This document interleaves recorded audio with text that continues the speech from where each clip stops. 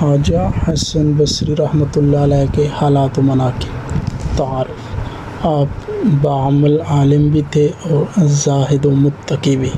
سنت نبوی صلی اللہ علیہ وسلم پر سختی سے عمل کرتے اور ہمیشہ خداوند تعالیٰ سے ڈرتے رہتے تھے۔ آپ کی والدہ ام المومنین حضرت ام سلمہ رضی اللہ تعالیٰ عنہ کی کنیز تھیں، اور جب بچپن میں آپ کی والدہ کسی کام میں مصروف ہوتی اور آپ رونے لگتے تو ام المومنین آپ کو گود میں اٹھا کر اپنی چھاتیاں آپ کے منہ میں دے دیتی اور پورے شوق میں آپ کے پستان سے دودھ بھی نکلنے لگتا۔ اندازہ فرمائیے کہ جس نے ام المومنین کا دودھ پیا ہو اس کے مراتب کا کون انکار کر سکتا ہے۔ بچپن میں سعادت: بچپن میں آپ نے ایک دن حضور اکرم صلی اللہ علیہ وسلم کے پیالے کا پانی پی لیا، اور جب حضور صلی اللہ علیہ وسلم نے دریافت فرمایا کہ میرے پیالے کا پانی کس نے پیا ہے، تو حضرت ام سلمہ رضی اللہ تعالیٰ عنہ نے کہا کہ حسن نے۔ یہ سن کر حضور اکرم صلی اللہ علیہ وسلم نے فرمایا کہ اس نے جس قدر پانی میرے پیالے میں سے پیا ہے اسی قدر میرا علم اس میں اثر کر گیا۔ حضور صلی اللہ علیہ وسلم کی دعا۔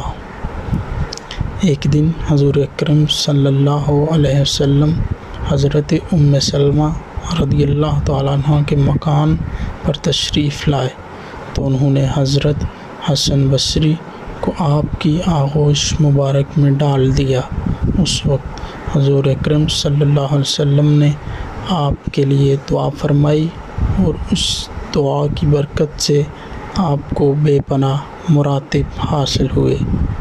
وجہ تسمیہ: ولادت کے بعد جب آپ کو حضرت عمر رضی اللہ تعالیٰ عنہ کی خدمت میں پیش کیا گیا تو آپ نے فرمایا اس کا نام حسن رکھو کیونکہ یہ بہت ہی خوبرو ہے۔ حضرت ام سلمہ رضی اللہ تعالیٰ عنہ نے آپ کی تربیت فرمائی اور یہی ہمیشہ دعا کیا کرتی تھی کہ اے اللہ حسن کو مخلوق کا رہنما بنا دے۔ چنانچہ آپ یکتائے روزگار بزرگوں میں سے ہوئے اور 120 صحابہ سے شرف نیاز حاصل ہوا۔ ان میں 70,000 شہدائے بدر بھی شامل ہیں۔ 70 شہدائے بدر بھی شامل ہیں۔ آپ کو حضرت حسن بن علی سے شرف بیعت حاصل تھا اور ان سے تعلیم بھی پائی، لیکن تحفہ کے مصنف لکھتے ہیں کہ آپ حضرت علی رضی اللہ تعالیٰ عنہ سے بیعت تھے اور انہی کے خلفاء میں سے ہوئے۔ ابتدائی دور میں آپ جواہرات کی تجارت کرتے تھے، جس کی وجہ سے آپ کا نام حسن موتی بیچنے والا پڑ گیا۔ ایک مرتبہ تجارت کی نیت سے روم گئے اور جب وہاں کے وزیر کے پاس بغرض سے ملاقات پہنچے تو وہ کہیں جانے کی تیاری کر رہا تھا۔ اس نے پوچھا کہ کیا آپ بھی میرے ساتھ چلیں گے؟ فرمایا کہ ہاں۔ چنانچہ دونوں گھوڑوں پر سوار ہو کر جنگل میں جا پہنچے۔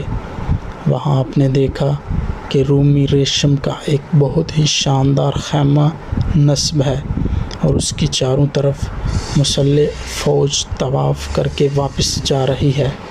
پھر علماء اور باحشمت لوگ وہاں پہنچے اور خیمہ کے قریب کچھ کہہ کر رخصت ہو گئے۔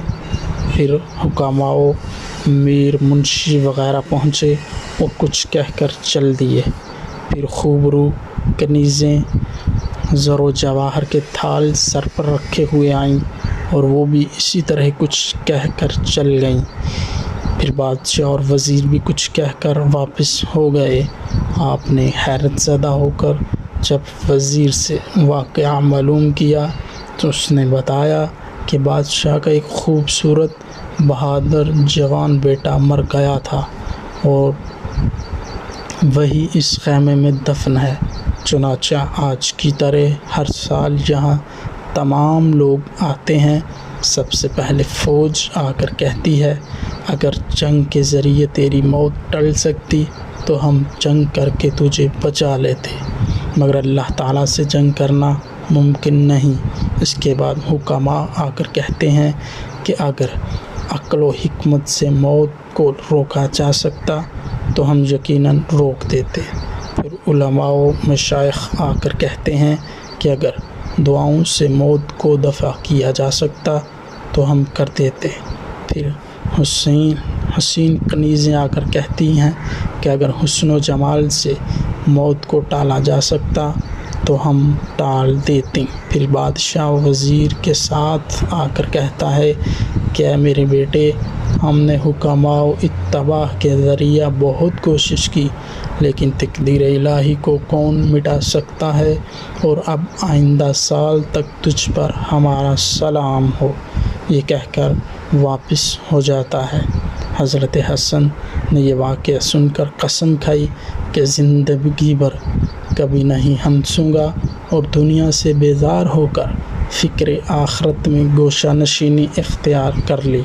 مشہور ہے کہ 70 سال تک آپ ہمہ وقت باوضو رہے اور اپنے ہم عصر بزرگوں میں ممتاز ہوئے۔ کسی شخص نے ایک بزرگ سے دریافت کیا کہ حسن بصری ہم سے زیادہ افضل کیوں ہیں؟